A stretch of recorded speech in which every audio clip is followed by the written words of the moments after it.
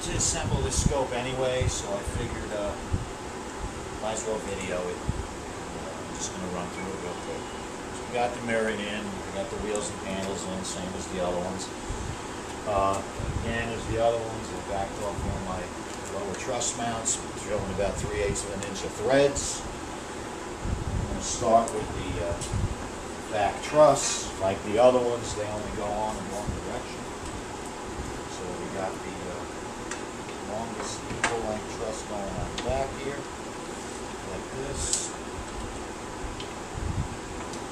Okay. And you know, the wires coming out, usually there's always going to be a single wire, power wire in the back, power the secondary dew heater.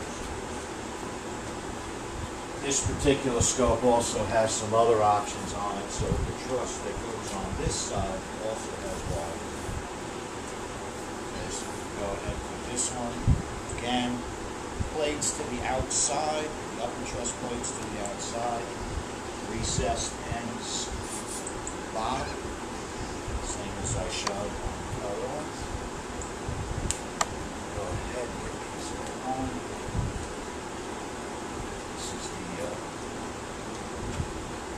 Short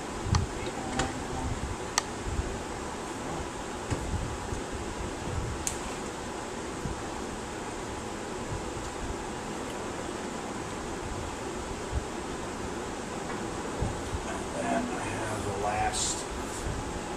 This one also requires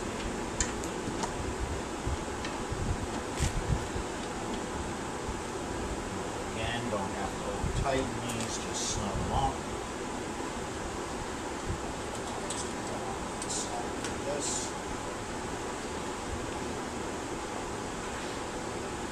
Put the encoder in.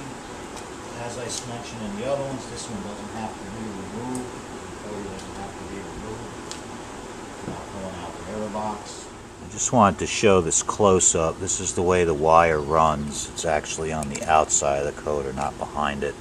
Comes around here and then connects in to the truss wires.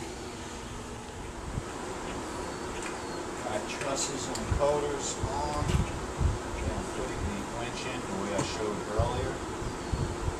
The lockouts, just thread it down. You don't have to tighten it. It just goes into a hole so it can't come out. I'm going to release the strap here. And I'm going to hook it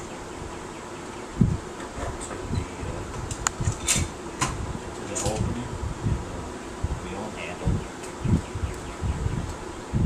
Just showing a close up here. You can see this just kind of hooks in. This tube here is hollow through the bottom, and you just hook that in right into the bottom there.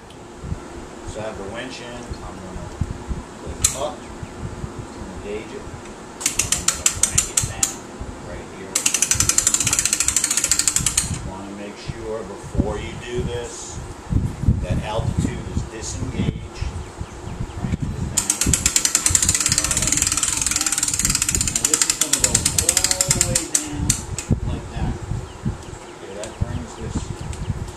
Very low. This should be about up to your head. Now I'm gonna install the truss spreader. Depending on what options you got, there'll be notches in this to indicate which way it goes on.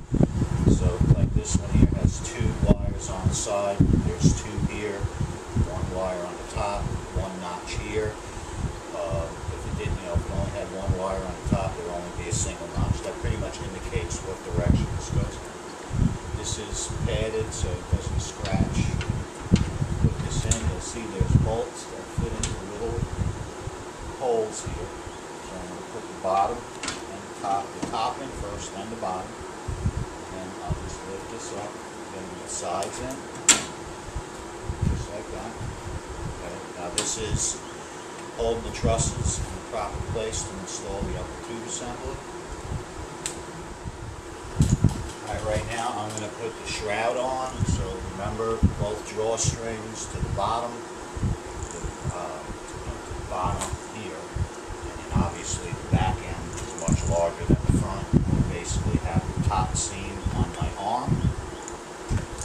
Go ahead, this arm, just pull it like this, all the way down on top. I carefully am going to bring the sides around.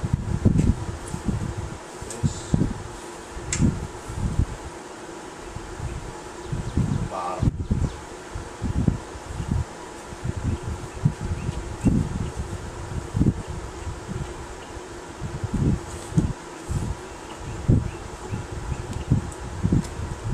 Once I have it up over the top rim, I'll just pull it down.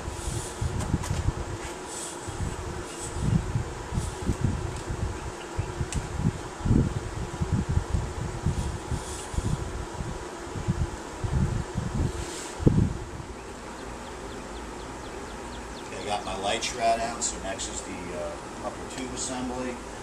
I want to have the thumb bolts backed off, showing about a 1/2 inch of threads. Go ahead and grab it. Come in here with the side. Got that in. I'm spotting my other side. Straight down, just like that. Holding it in. I'm going to start tightening. That one. This one. Again, pushing in. Get my top.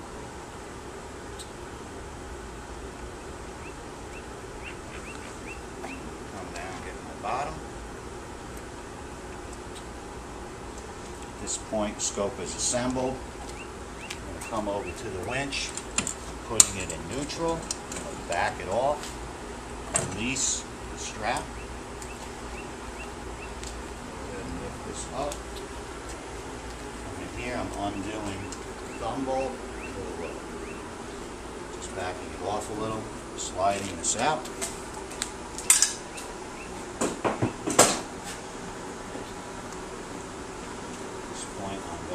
Finish putting my light shroud on at the top here. I'm going to finalize any connections or options here. You'll see that these will line up with the notches in the truss spreader. That's what they're there for. Okay. I will bring my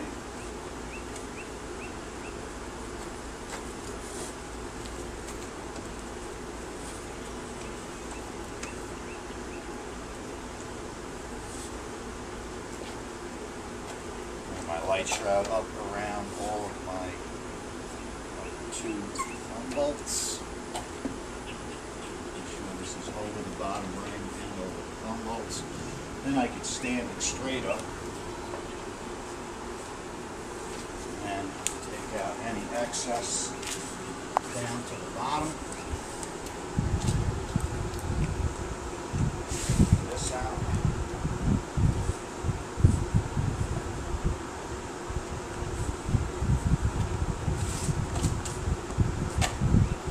You want to kind of pull that tight. You can use the drawstring to make sure everything stays put once you get any wrinkles out of it, so it doesn't fall into the optical bed. There you go.